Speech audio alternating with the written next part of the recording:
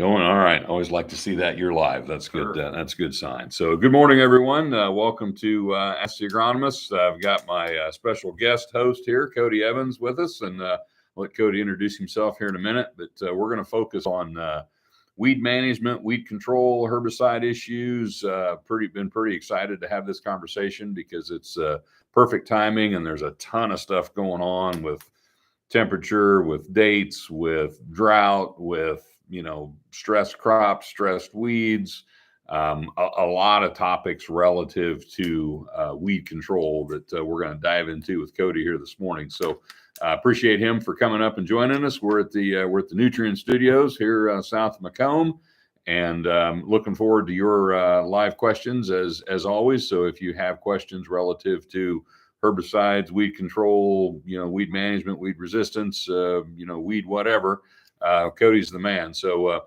Cody is one of three Evans boys who works for Bayer. I've worked with them all. I won't say which one's my favorite here this morning on the air. And I'll tell a funny story. There was one of them had I think this was a year or two ago. Did one of you have a baby a couple years ago? And there was an announcement that came out welcoming some new Evans person. Good grief, is there a fourth one? Did we hire another one? But it wasn't hiring another Evans. It was welcoming someone. One of the Evans boys had a child, and then they were welcoming him into the world. So, good guys, and I'll let Cody tell you a little bit about himself and his background, and we'll get started here. Well, thanks again for having me, Lance. Again, my name's Cody Evans. I'm the crop protection tech development rep with Bayer in Central Illinois. I had been covering a little bit wider territory, and this year I got to narrow it up a little bit, but grew up on a farm just south of Jacksonville, Illinois. And as Lance said, I had a pretty good sized family. I had three older brothers and an older sister, and we all enjoyed ag enough to kind of pursue our careers in it. And so it's worked out really nice. We enjoy being able to live around the farm and come back to that. And that was one of those things that also led me down that career path of I really hated going out, and we raised livestock, and I was always the one that kind of got to go out and dig up thistles and things like that. So I built a pretty healthy hate for weeds, and going out and having those different management strategies was something I was pretty interested in at an early age, just to have to kind of get around that avoidance of having to go and dig out thistles in a pasture. But yeah, that was kind of what led me down the path. I got to go down to Southern Illinois University and study down there for my bachelor's. Got to work with Dr. Young there, and did my master's at U of I with Dr. Hager. So a lot of my time's been spent in Illinois researching different herbicides and looking at our different weed populations and the struggles we're coming up with there. All right. Well, there's no shortage of challenges related to weed control from the standpoint of trying to stay one step ahead of weed resistance, and we were talking a little bit off air about how do you know what level of control you need to be pursuing, and sometimes we make recommendations that would probably be a better long-term sustainable solution and prevent problems from happening that might cost more than just killing the weeds that you have. And that balancing act is a real challenge for growers. The idea of if you do better than you need to, will there be benefits to doing that down the road, doing just barely enough to get by now, and does that result in problems down the road? And I guess one thing that I really appreciate about being part of Bayer as opposed to Monsanto or other companies in the industry is the herbicide discovery effort that we still have going, and the pipeline of herbicides that we have coming. And I know you're working with some brand new material that's going to give us some new tools in the toolbox for water hemp and palmer and some of those really tough weeds, and that's cool to have those things coming. And I think sometimes growers kind of count on the industry to, well, you'll have a new tool by the time I break this one, right?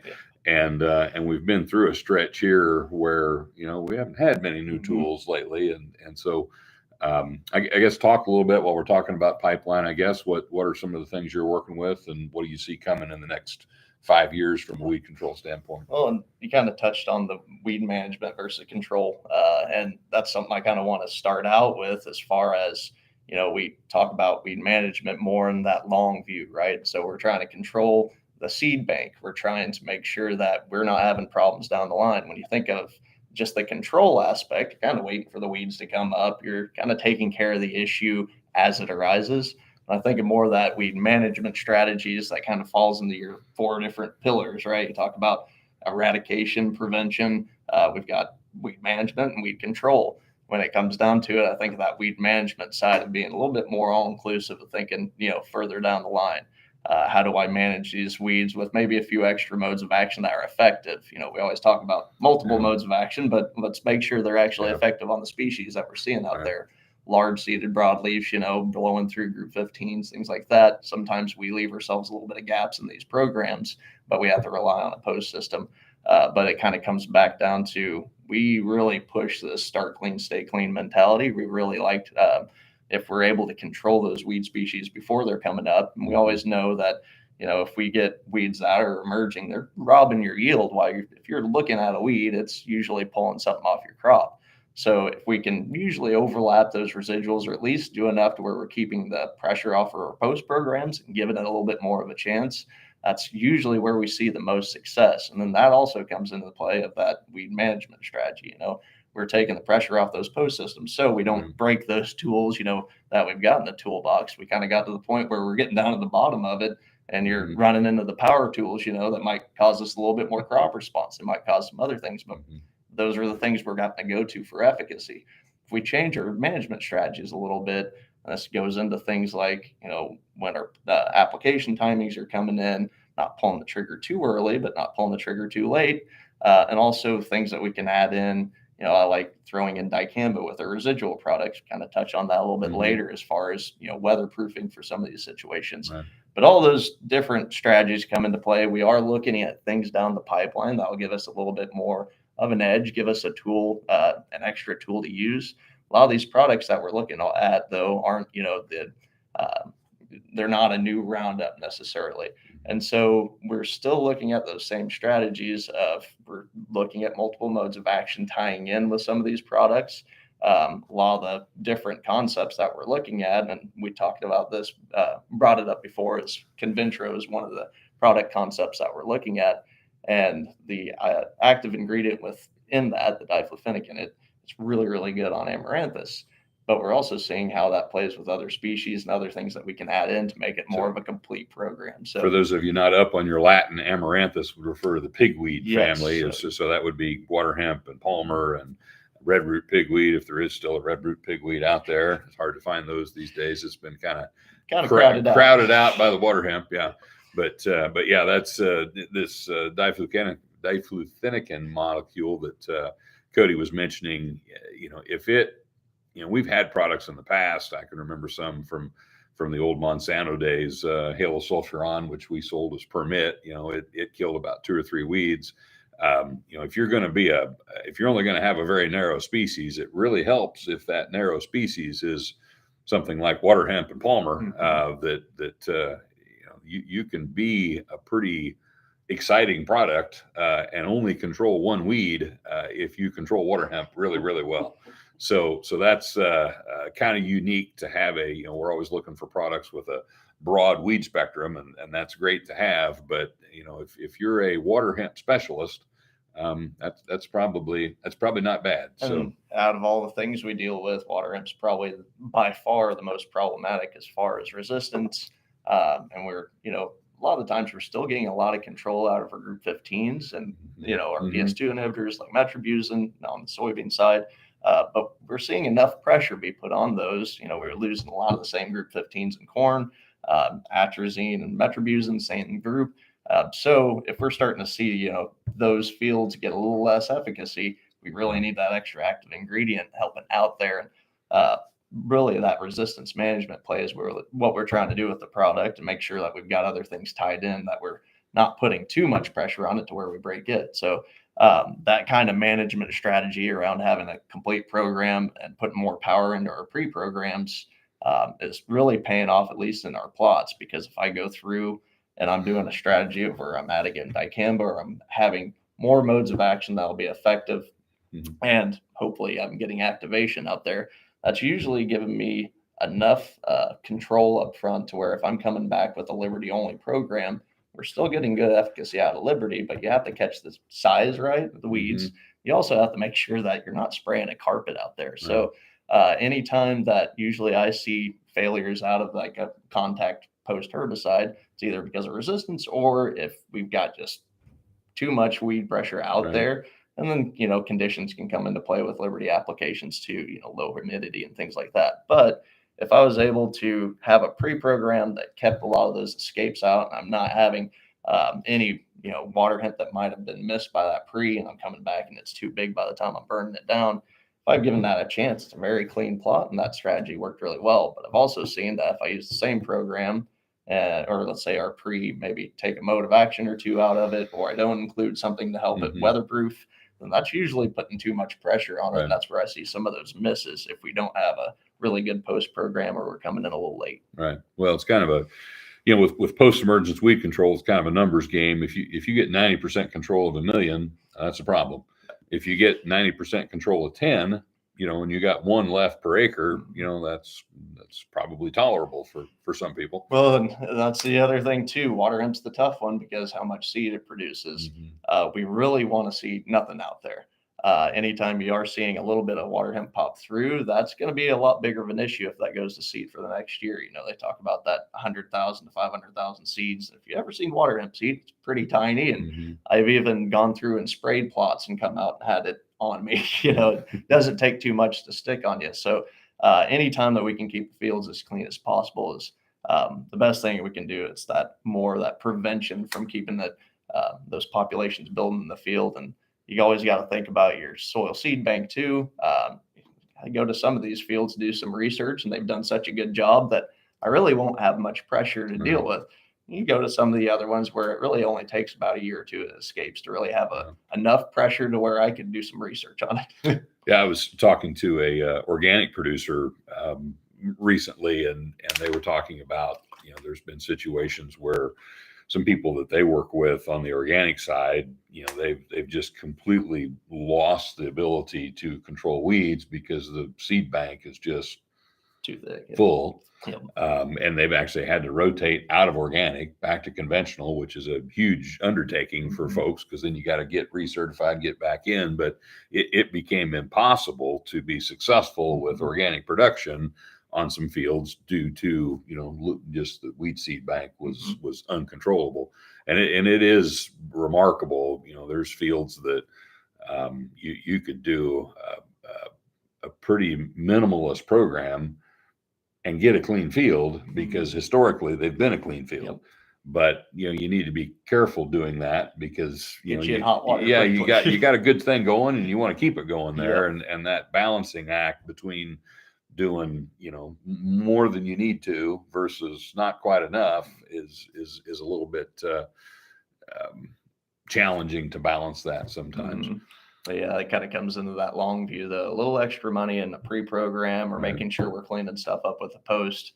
It pays dividends whenever you're thinking on that long view, especially if I've got trials where, let's say I have a bare ground trial in an area. I get a lot of pressure in that one and it seeds out.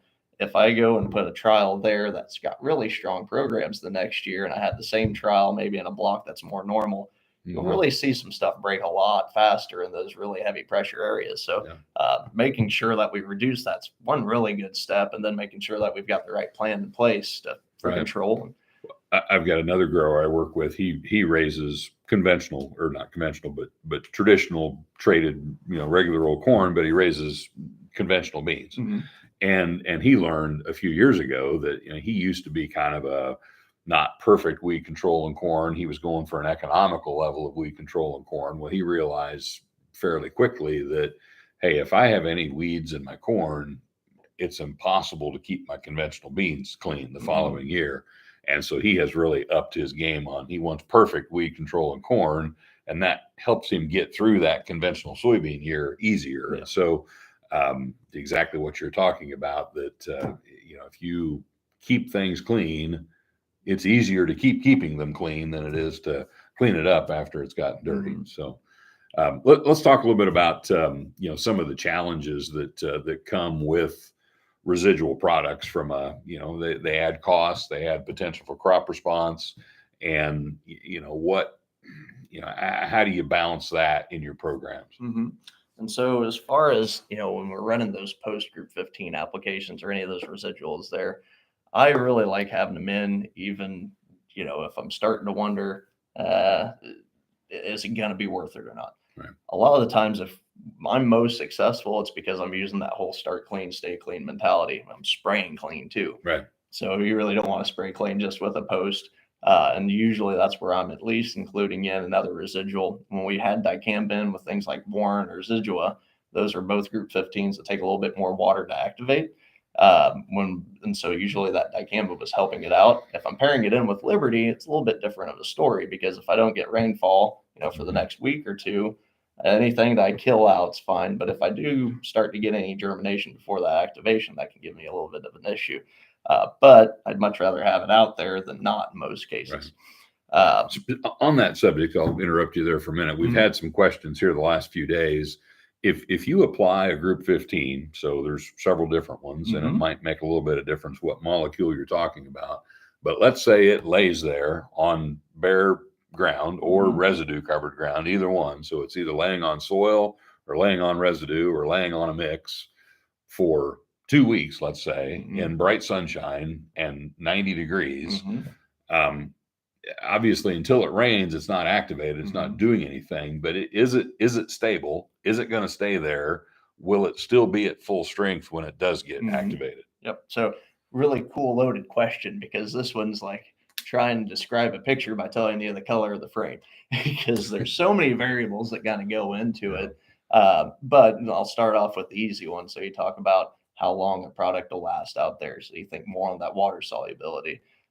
Things like dimethenamide or Outlook, it's got a pretty high water solubility. So those tend to activate a little bit faster than, say, like a Zidua or Warrant. Cetachlor by itself is decently water soluble, but as we encapsulate it, it takes a little bit more water to activate.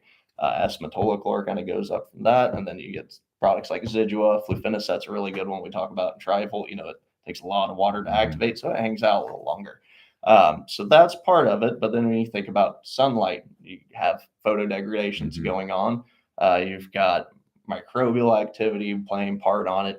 Just a good example of microbial activity is if you go down south, southern states have to use a lot more atrazine than us because their soil is a little warmer and there's microbes that are working on it a lot harder than up here. So that all kind of comes into play. Now, is it completely gone? No. You'll still get some activity out of these, but usually when we call, when you think, it didn't get activity or it didn't get activation, it's still there. It's still probably doing something. It's just we had weed pressure that those things started germinating before that group 15 kicked in.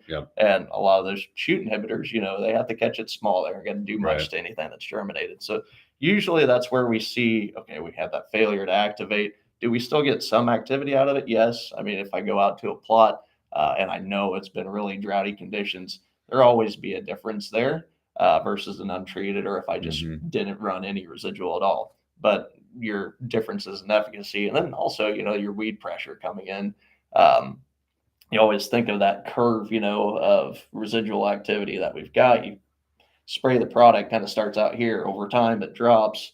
The more time without activation getting mixed into the ground, I think it's going to drop a little bit more. Depending on what species you have, they might blow through them a little bit faster. But short answer, after about 7 days, your stuff starts to drop off quite a bit.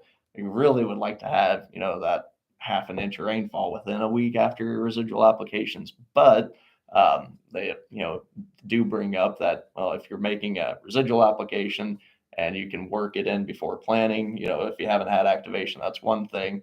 Post applications is a little different. So that's why I usually like having dicamba in with some of those residuals. But I've kind of gone back to this decision tree. If anybody's thinking of, well, I want to make an application with residual, and we're in a period like now where we're not seeing much rainfall in the forecast, or if you are, you're pretty sure they're lying to you.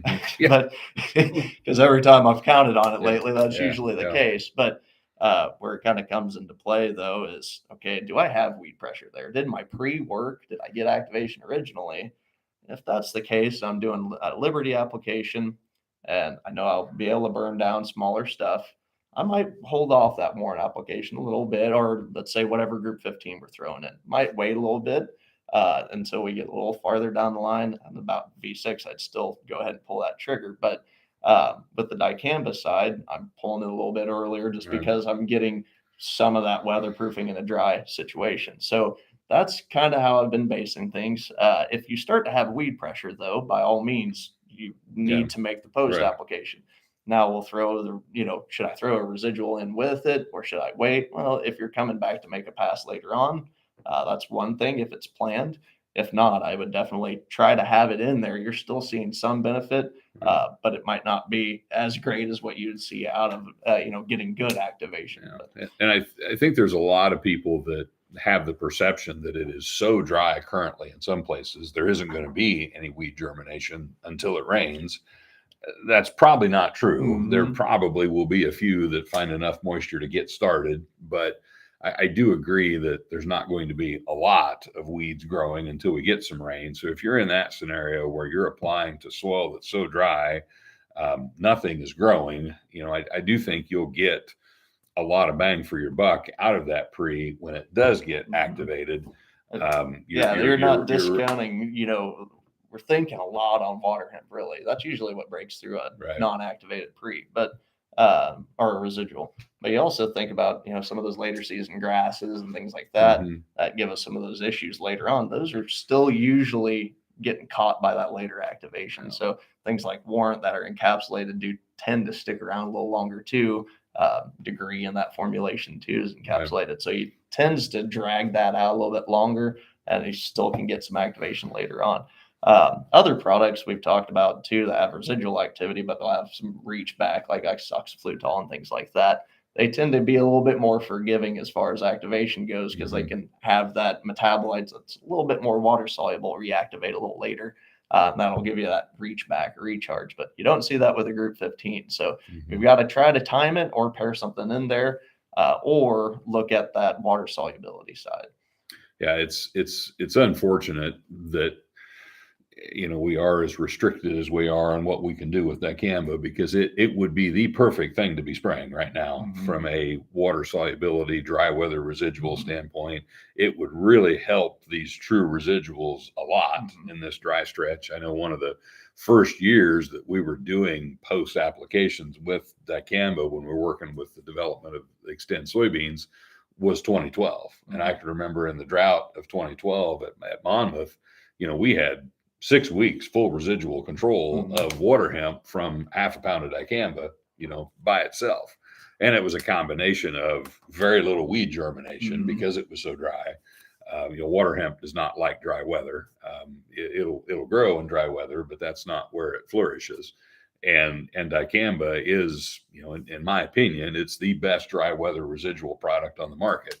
But, unfortunately, with the temperatures that we're looking at, and I think I've got one day in my forecast before June 12th that is below 86 degrees. So, we're going to be very restricted from using the best product for the job, right now. It's where that other decision tree kind of comes into play. We're looking at, what weed pressure's there, how well is that pre holding, and then let's evaluate what kind of group 15 we're throwing in there too. And as that comes into play too, we're starting to think about the formulations. You have some group 15s that are formulated as oils. You think about dual outlook. Dry weather, we can usually see a little bit more symptomology out of some of those applications too. Whereas warrant, water-based and encapsulated, you tend to not see that speckling as much, but it'll take more rainfall to activate it. So that inverse relationship's always out there. But I always like to go back and get an idea at least what the field's looking like instead of just going out there to throw the pre. And when we're talking, this one takes less, this one takes more. More versus less only matters when you get some rain. If you're getting none, none is none. And even if you're using a product that only takes 3/10 of an inch of rain to activate versus one that takes 3/4 of an inch of rain to activate, if you get zero, neither one of them are doing anything. So, in theory, if you get a little bit of rain, you might get some separation between some of those products. If you get no rain, they're all going to basically do about the same thing with no moisture. And let's talk a little bit about timing. You made a passing reference earlier to a phrase that I try to avoid, which was too early. I'm of the opinion that I'm not sure too early for post-emergent soybean weed control is a place that even exists. But people talk a lot about being too early, and there's a fear of being too early. And our irrational fear of being too early usually makes us lean towards being too late. And, looking back in hindsight at what we're looking at in the forecast over the next 2 weeks, I wish we'd have sprayed every soybean out there about 10 days ago. And we could have had stuff that got activated that, we wouldn't have been up against temperature restrictions. We wouldn't have been up against date restrictions, but we'd have been spraying a lot of really small beans and clean fields. And that's not our culture. Our culture since the Roundup era has been spraying bigger beans, spraying some weeds, don't want to be spraying in a clean field. And I guess talk a little bit about the mentality of, that you mentioned that start clean, stay clean. Well, that stay clean mentality means that we don't let the field turn into a jungle before we post spray it. And that concept of overlapping residuals, I like to harp on. There's a lot of people that have sprayed residuals twice, but spraying residuals twice does not mean they're overlapping. And so I guess talk a little bit about that post-emergence timing, overlapping residuals, how is there any such thing as too early, and balancing too early versus too late. That's when I mentioned like a too early application to me is if someone's going out, let's say in corn, and we're putting out our herbicide, that our residual herbicide for corn maybe a month out before planting or something. Like an early pre-plant situation. Those are the ones where you guys it just really wasn't working. By the time I came back with post, we had a lot of pressure. That's way too far out. Usually I give stuff just that average around a month. You get good activation. Consider that residual probably giving you around 21 days, usually, across the board. When we start throwing those applications, I bring it up more with like early planted soybean areas and managing those. If we throw some of those PPO pre's out, too early and we burn them in that environment, and then you might not have much of that PPO around by the time the water hemp comes up. Right. So I judge that too early being more on how long my active's out there versus the weed I'm trying to control and when its germination pattern is going to happen. That's like saying, if I throw out a fall burn down, that's going to keep all my water hemp from coming up in the spring. Not necessarily, you got to make sure that the residual is out there at the right time. But that going into play with, how early is too early, just like you said, as far as that post side goes, we need to be pulling the trigger when we can on that, especially if we're seeing much emergence. Our mentality is more have that residual in the tank so we can allow these earlier applications and we're not having those later breaks in the year.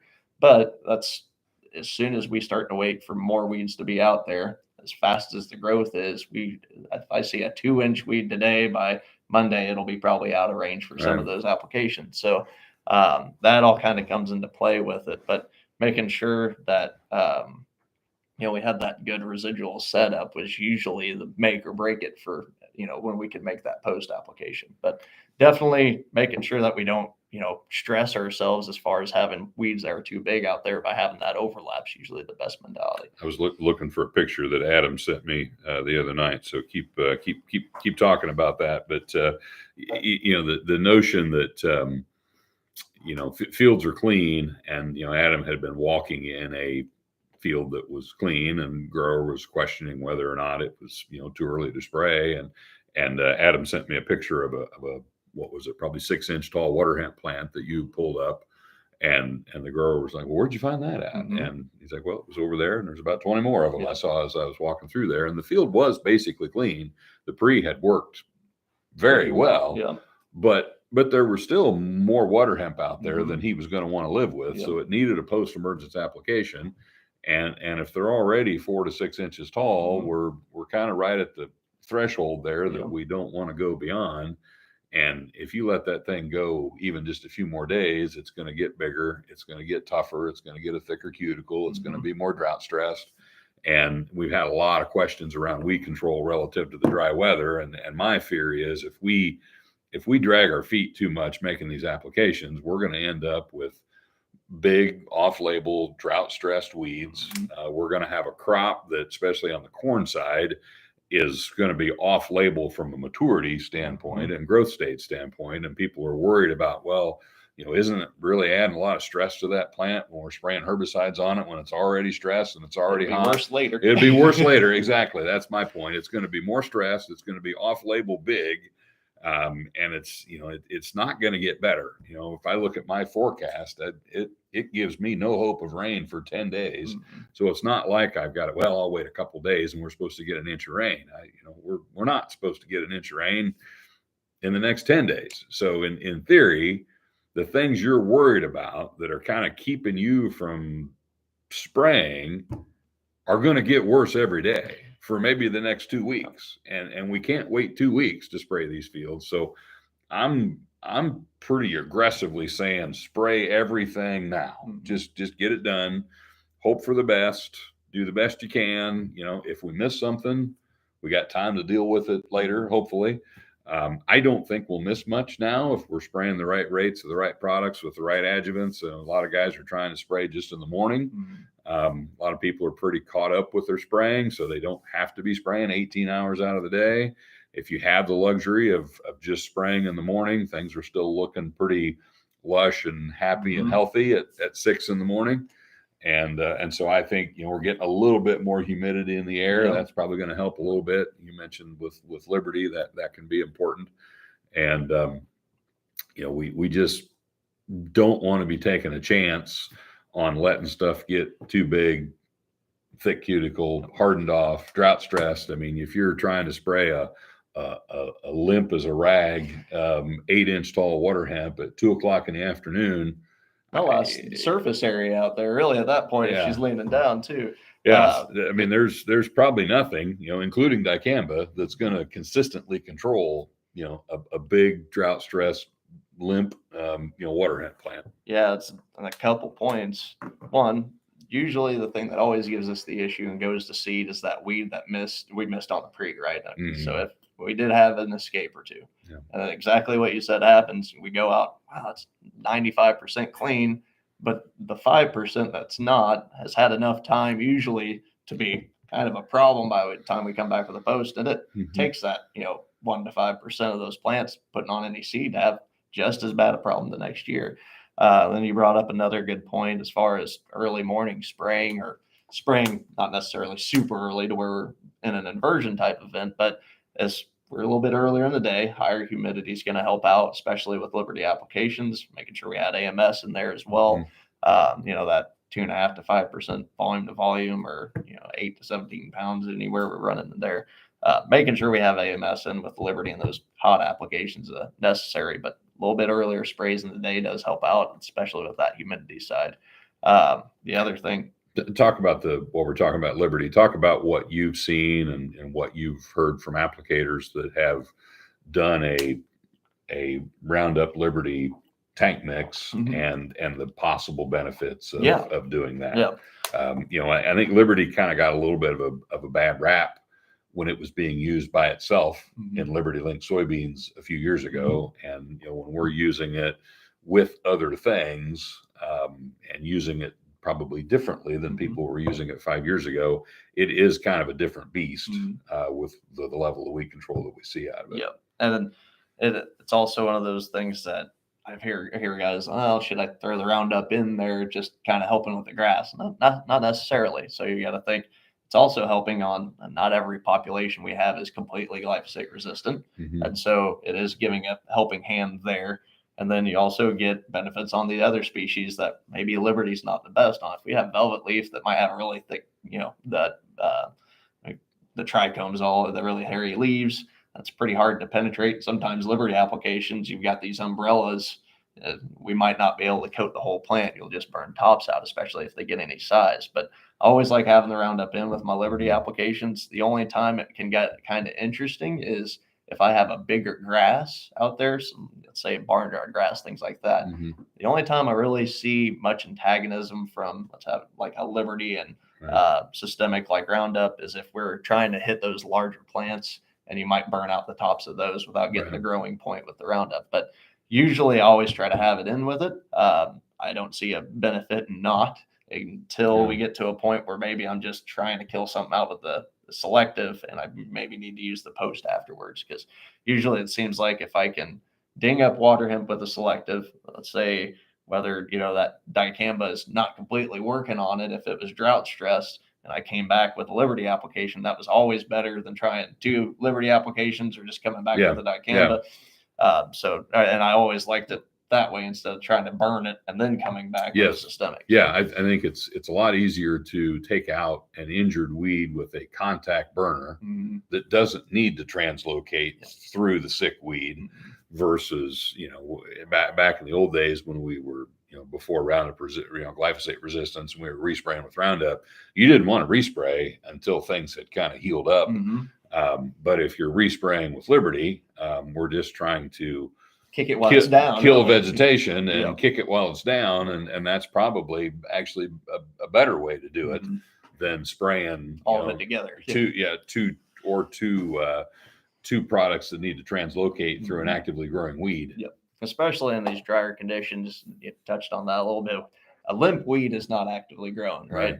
And for a systemic herbicide, you have to have that activity to move it down the roots through the plant. If we don't have that, it causes other issues. And then we also talk about things getting thicker cuticles. I brought up velvet leaf earlier. That was a really good one. If you watch velvet leaf, it comes up really early. Doesn't get very big very fast, but that whole time while that plant's sitting about that tall, it keeps you putting a bigger root on. So what I found is if you let that plot sit, it might not change size very quickly, but if you sprayed it about a week ago, you're able to kill it. If I waited about a week or two later, it's got such a taproot on it. A contact herbicide might not completely take it out at that point because it's got so much rootstock. All those things kind of come into play, and then that kind of gets into that adjuvant conversation, right? We've got thicker cuticles, we've got tougher plants. We need to be able to get that herbicide into it. And then we even talk about, some of these humid conditions where our low humidity conditions, you got to think about, that droplet evaporating and not making it into the plant. So that's where a lot of this adjuvant conversation comes into play. But when we talk about that, I always have to balance that against crop response, right? We can really heat up some of these post applications to where I'll get the call on the speckling, but the weed control was good. Or it's going to be vice versa because we didn't have any response, but I didn't kill the weeds. So you got to ask yourself, which one of these am I willing to deal with? A little bit of speckling usually is cosmetic and we don't see too much of an issue. But when I come to that decision tree, I've got warm weather. If I do have weed pressure there and I'm using products like Codys or any of the Famesfin type products like Warren Ultra, Caprino on the HPPD side. So a lot of those like to have a crop oil, some adjuvant are thrown in with it, but I'll make kind of a decision tree base here. So if we talk about adjuvants, as far as aggressiveness goes, you kind of go NIS, crop oil, MSO. Typically at least would like crop oil if I'm dealing with, let's say, emerged weeds, I'm spraying Codys.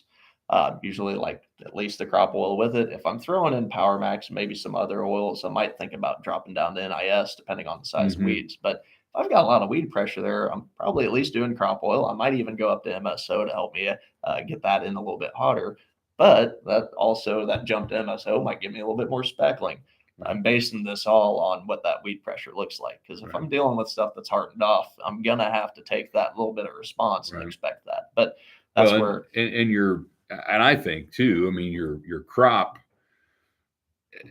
has more of a waxy cuticle as well. So if the weeds are drought stressed and the crop is drought stressed, you're probably not going to get as much uptake of herbicide into the crop either.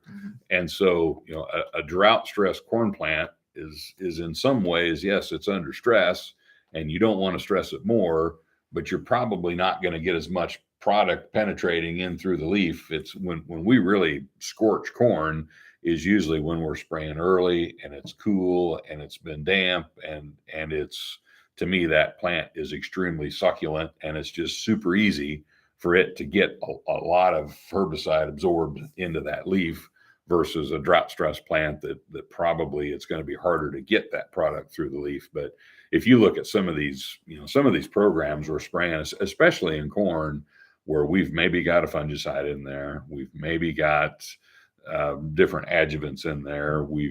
Formulations? We've maybe got some nutritional products in there.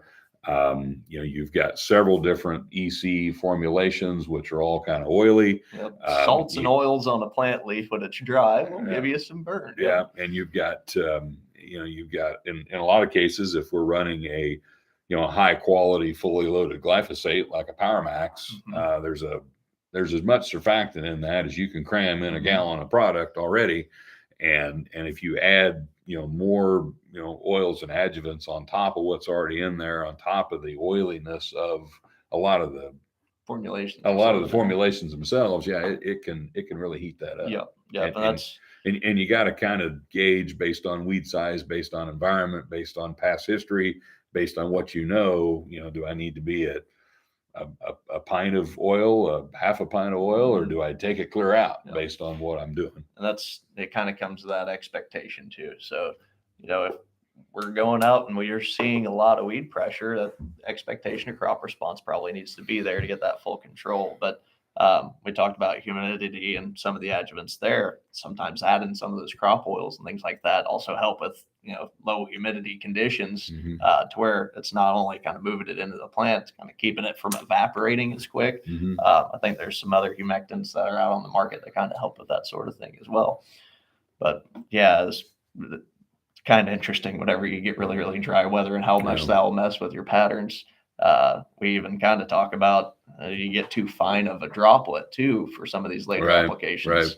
If you're thinking XRs over maybe an AI XR, which is a little bit thicker of a droplet, I'd use the AI XR just because, for one, that's getting me a little bit farther down the canopy, but also my droplet isn't as small, so it's just not going to disappear on me or drift as much. No, I've some guys I work with that have had some really good success with using Liberty Post here the past couple of years, have kind of fallen in love with the twin jet nozzle as a way to get really good coverage, and that's kind of a fog usually too. So I guess what recommendations would you have if you're spraying in super dry, low humidity conditions? How foggy is too foggy as far as those droplets evaporating too quickly? The closer you lean on the fine droplet size, probably the worse off you're going to be. Whenever it's kind of those conditions, you're wanting as good a coverage as you can. So you don't want to go ultra coarse or anything like that with what we're running on dicamba or anything that we're trying to really avoid drift. That AIXR side has been pretty good for that, as far as, you're still getting a medium to coarse droplet. If we're getting into medium fines, that's not a good idea. But then that kind of comes into play with a lot of other applications too. Even think on the fungicide portion of it too. We really don't want it fogged completely out there to where it's disappearing before we get some of it into the plant. But another point too we bring up on the adjuvant side is usually we talk about like NIS at 0.25% volume to volume, or crop oil at 1% volume to volume. Usually MSO is a little hotter, so they run it like 0.05 or 0.5% volume to volume. But all those rate ratios aren't necessarily tied to what the product is that you're seeing. So whatever adjuvant you have out there, make sure you're checking the label on it, because it might be a different concentration, or it might not just be a crop oil. It might have another thing, AMS, and it might have a DRA. So anytime you use an adjuvant, make sure you're double checking the labels. We've got kind of rates thrown out there, as a general 1% volume to volume of crop oil, but depending on what the product is, it might be a little bit more concentrated. And so always keep an eye on that. Right. You mentioned labels and rates. That reminded me of a shout out I got from a retailer friend of mine last night, that he wanted us to call out today, that with this drought stressed corn in particular, it's smaller than it is age wise.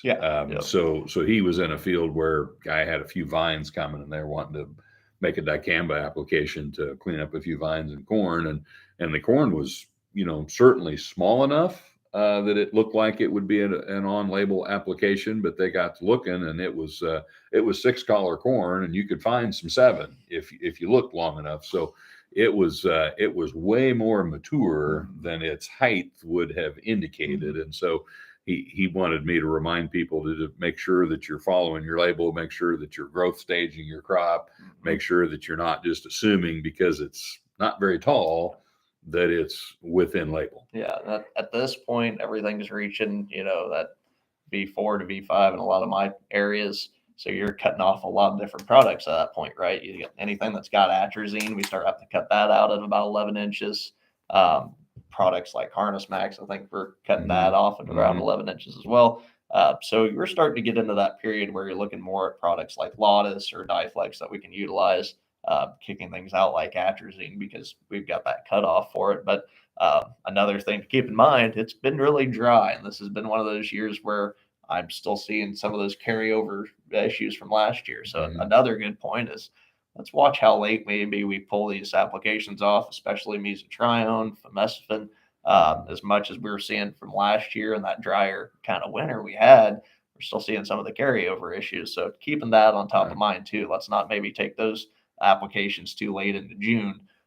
Once we start to get to that end point of June, is usually when I start.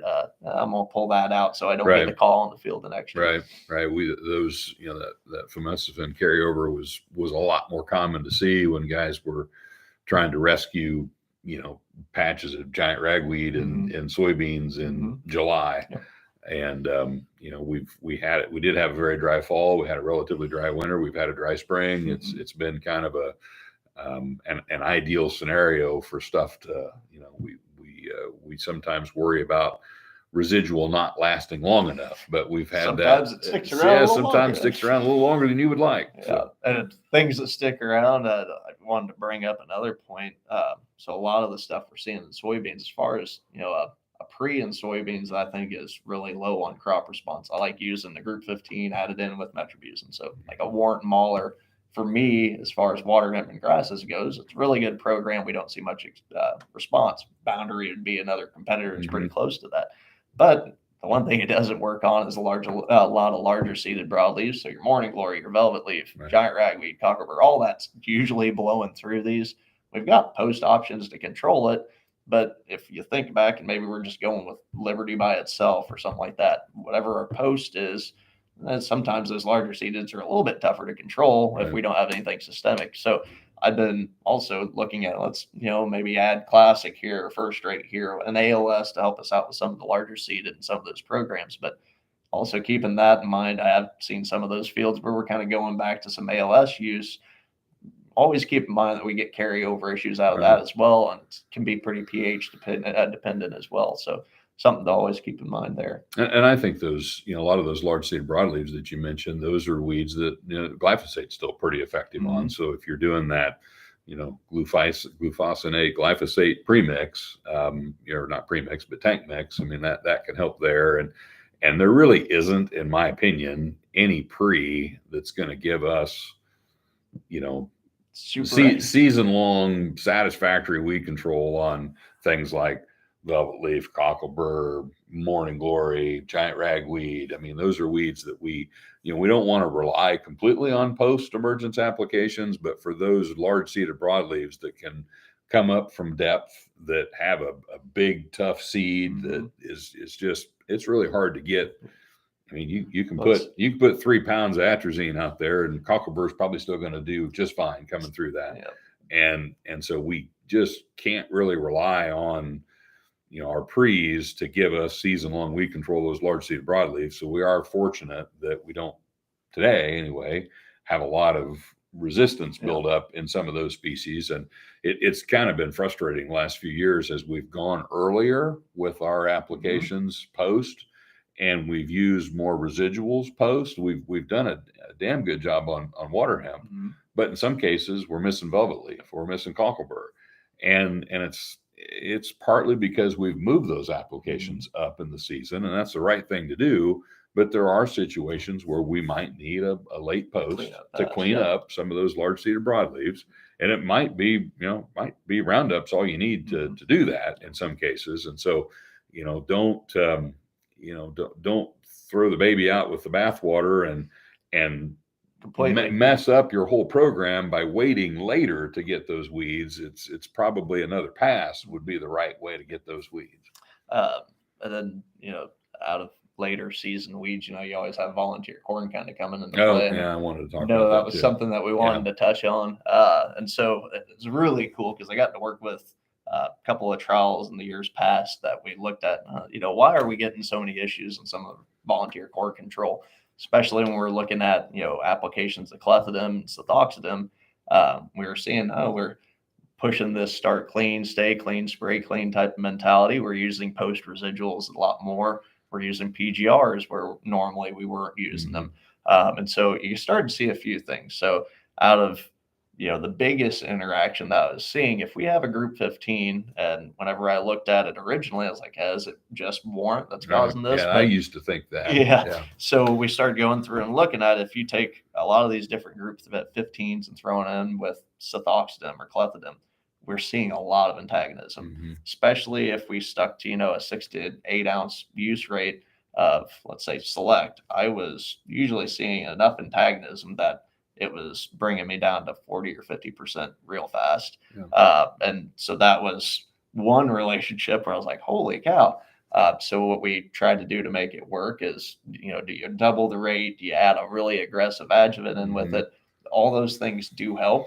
One big thing that was playing a part in it was size. Guys were spraying stuff too big. If we're catching it at 6 inches versus 12, there's a huge difference there. But, those things all kind of came into play. But what we did see is if you take a gramaticide like Fusilade, which is, you have your DIMs versus your FOPs. So fluazepop is what we were looking at there. We weren't seeing the antagonism there at all. If I ran a 6 ounce rate with a group 15, I'm not getting the same interaction. So I was still getting full control. And I brought up the group 4s as well. So you got to think once we throw in dicamba, we're taking AMS out. That's impacting it. We've got a really large droplet size most of the time, usually a DRA. So pattern wise, that's infecting it as well. But usually the amount of antagonism I saw out of the group 4 wasn't as bad. It still looked like Fusilade was working pretty well with dicamba on that side. Clethodim, I was seeing maybe a 10 to 15% decrease in efficacy, but it wasn't so, I probably wasn't going to get called back on that field. The other ones with the group 15s, very much so. So we either needed to double that rate and add a lot of extra adjuvant, so that was increasing our crop response as well. Or do we separate those applications?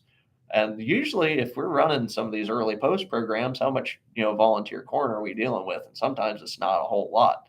Sometimes it kind of comes in a little bit later in the year, but we still want to catch it at the right size because that was making the differences. But so the other thing, we were doing is either separating those applications or throwing something in that was like Fusilade. I did look at like Quizolifop, thinking, is it a FOP versus DIMS thing? And not necessarily. It was actually, that one was maybe still seeing 10 to 15% antagonism out of that as well. But some other work I've seen from Purdue, they've been looking at a lot of, if we use Enlist, it was actually antagonizing Select more than Fusilade. So, Fusilade more than Select. And which, I could see that both on a play of, well, if we've got, FOP resistant corn out there floating around too, is that part of the reason? Well, that's, one thing I was going to mention. If we head in the direction that we've been heading for several years, and FOPS resistance is coming into corn, that whole FOPS class is going to become, irrelevant as it pertains to volunteer corn control. And we were seeing it again, not just with Warren. If I threw in dual outlook, those are all giving me that. Zidua did seem like it was still, that pyroxasulfone group 15, it was still giving antagonism, but it didn't seem as extreme as some of those others. But very interesting to see. And if you ever want a really cool visual plot, that one worked out a couple of years in a row to have some really neat showings. I had guys driving past wondering why I was growing succotash because it's the corn and soybean mix. It's you don't really think of volunteer corn as being a tough weed to control in soybeans, and it shouldn't be.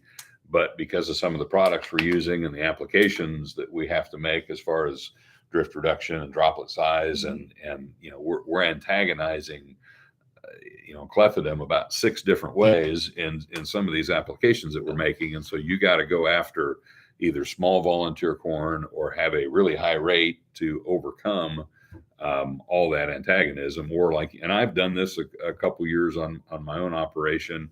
I made my early post pass with my dicamba and my warrant, and then I made another kind of mid post pass where I was just spraying Roundup and clethodim, and you could throw in plenty of AMS, and all of a sudden volunteer corn control gets really easy, and it works just as good as it did 10 years ago when you used to use it for volunteer corn control.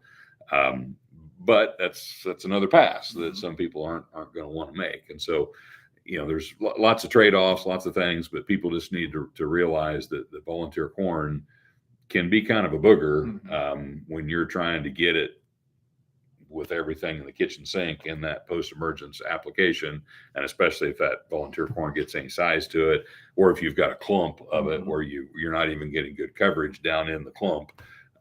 It's become a really tough beast in some cases. That's why I kind of bring up the timing side, because anytime I ran trial work, if I just planted it in rows, so I had nice even emergence, I made that plot always turned out great. If I went and buried ears, which for one I don't recommend because it's not fun to do by yourself, but that clump always had that later emergence pattern. You might kill out the top, but those bottom emerging ones usually pop back up because you're not sending any chemical down to those. But you bring up a good point on the trait side. Liberty, we might have a Smart Stacks Pro out there, and we won't be able to knock it out with the Liberty application. Famesvin, the prefix More and Ultra both work somewhat on taking out that corn depending on the size if it's small enough. But if you got fully V4, V5 corn out there, you're probably not going to kill it just with the Famesvin itself. So all things to kind of think about. Yeah. Let me double check here, see if there's anything else on it. Any questions come in, Adam, or anything you got in your mind? Okay. Quiet in the chat today. We haven't. Go ahead. Curious about shatter cane. Yeah. Okay. Was that where you're going? No, but that's on my list to get to. So Adam had a question from a grower in his area about, are there still products on the market that can offer pre-emergent control of shatter cane and corn? And I was reminded of some really old stuff that I remember my dad using when I was a kid, and I looked up and by golly, some of that stuff's actually still on the market. Sutan, all the good stuff. Yeah. So I had no idea the Eradicane was still around, but I did find a current label for Eradicane, so somebody is still selling that product. There's still some ALS products out there that are standalone. As far as our product lineup and things that I'd throw out there for that, and then you also got to wonder too: am I having shatter cane that's coming up from seed, or do I have enough root stock out there that I'm gonna have to probably hit this with something systemic post? Because that's the trick on stuff that likes to come up out of a root stock is you're probably not going to catch it with residuals all the time because it's got to pull it out and kill out that root. But as far as products in our lineup, that thiocarbazone methyl and isoxaflutol that we're getting out of Corvus, or if we're throwing out Trivolt's another product that would be really good on those types of acres because of the flufenicet in it. It'll help with that later emergence. But usually that thiocarbazone methyl will probably do most of our legwork there with HPPD coming in. Post-wise, Blatus will give us some control, but I really like having a Caprino in there because it's got more of that TCM. So anytime we can load more of the ALS. Otherwise, I'd be jumping back to some of this older products like Eradicane, things like that, that help us out. But I kind of base it more off of, are we dealing with stuff coming out of seed? Is it starting to rhizome, or, things like that? Another really good, Johnson grass, when we see it come through, it'd be another one that's like that. But I would definitely go with our isox and TCM containing products for that. Okay. You mentioned Trivolt. I was going to ask, what you're seeing out of Trivolt this year. We try hard here on Ask the Agronomist not to make this a commercial for Bayer products. Want to keep it agronomic, but since that is a new product on the market this year, had a little bit out last year just in some demo products, but this was the first year we've actually sold it. Curious what you've seen in your trials and fields that you've been in. Yeah, all plot work wise, it's looking really cool. So we'll look at the product in multiple different ways, right? So we'll have different rates out at a one pass pre, or we'll have different rates that are kind of set up as a 2-pass program where I'm running 12 to 14 ounces of dry volt up front with some atrazine, and then I'm coming back with a Lotus or Power Max. If I'm going into a field where I can't use Power Max, I might be using Caprinos that post. So we're switching different things like that. Out of the 1-pass, what was interesting is I was worried about getting activation on a lot of these trials this year. I went and made those applications out. Usually a lot of these had about 2 weeks before we did get any rainfall. So in that time, I had some, a few velvet leaf pop up, a few morning glory. I was like, oh, all right, we didn't get activation on these. By the time we got the next rainfall, though, that reach back, that recharge, it zapped all of those. I got some really good photos on that. And then after that, I'm clean. And so I haven't had any germination since. Everything's still holding really well. I would like to see a little bit more rainfall to help the flufinicet out so we get some of that later activity. But as far as consistency holding up against other products that we're comparing it to, still doing what we'd seen in the last couple of years. As an improvement over Corvus, I still really like Corvus. It's really got its place, but it just seems like I'm getting a little bit more consistency by having that group 15 in there too. Because sometimes your reach back isn't great enough to catch some of the grass species a little later on. It'll zap them a little bit, but on some of these plots where it had really heavy grass pressure, you'll see balance by itself not catch a lot of those later grasses. Corvus is helping a lot, but it all depends on how the TCM is going to work for you. And then with Tribal, you got that other group 15 helping out. It's just another mode of action that's effective at that point in time. So consistency wise, I'm really happy with the way it's looking. The 2-pass programs are still looking clean for my post pass. So it's keeping the pressure off of those. So it's still got a lot of value there. Where we have been looking at some of the post applications if guys are just wanting to run Tri-Volt as a row and go. But I really, once the crop's out of the ground, I'd rather switch to like a Caprino Degree Extra, things that we can add Roundup in with and maybe add some adjuvants in, because the product's really not built as, a adjuvant loaded knockdown. We'll have to add some adjuvants or maybe Power Max in if we're dealing with, existing vegetation that's pretty good and sizable.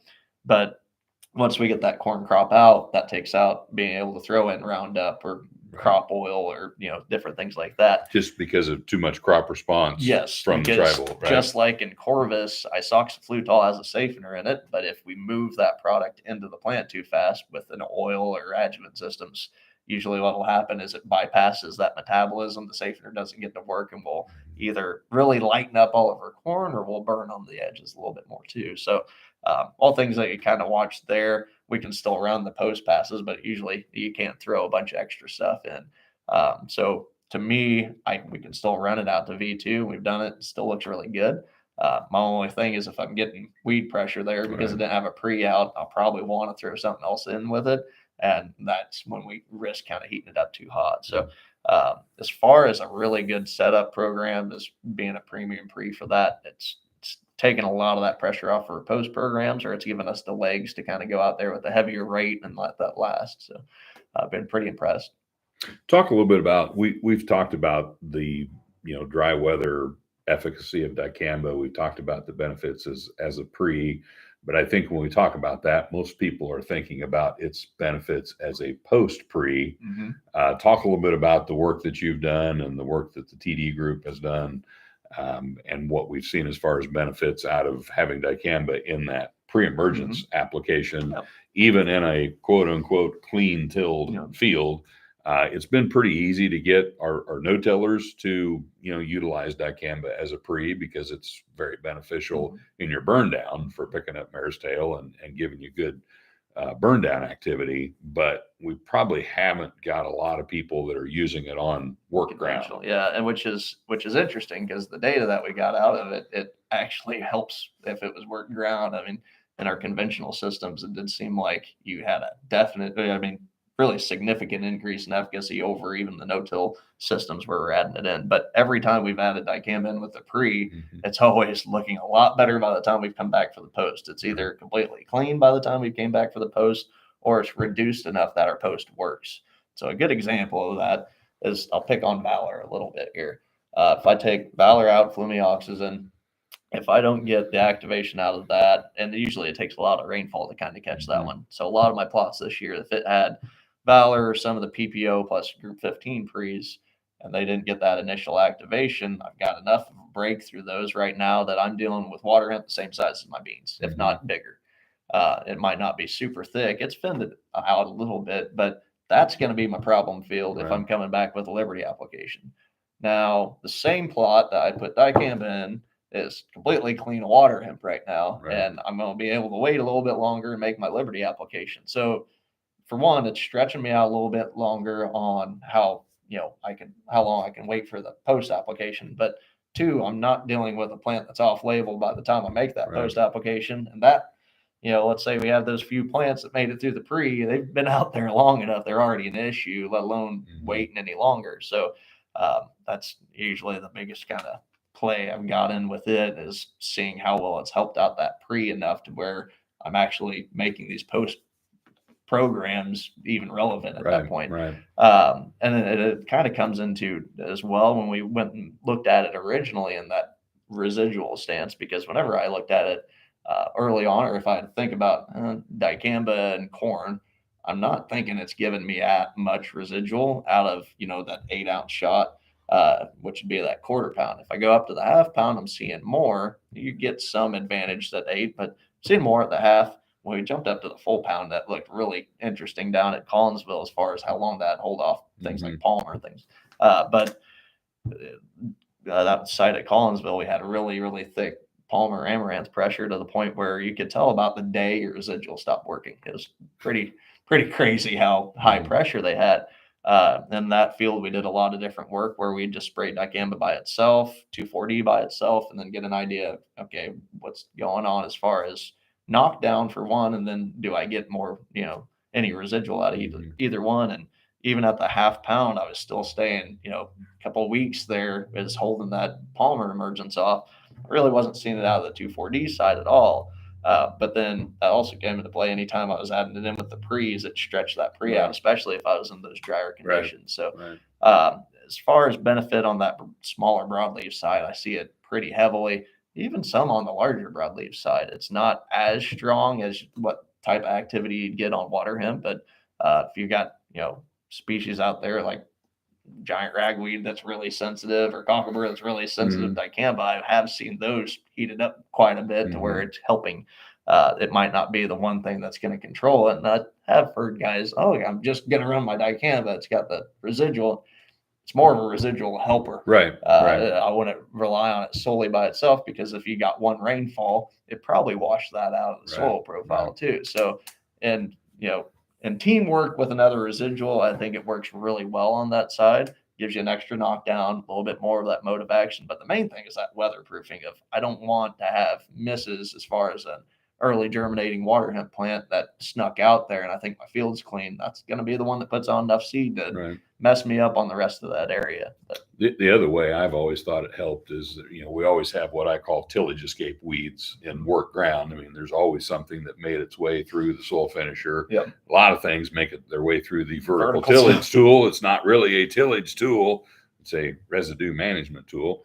But anyway, I really think having dicamba in the pre, finishes off a lot of those, especially if it's a glyphosate resistant weed and you got Roundup going on out there, it's not going to take that out, but the dicamba still can. And I like to, one thing I like to remind guys about is, let's say because of label restrictions or, issues with post-emergence applications, you're not planning on using dicamba post.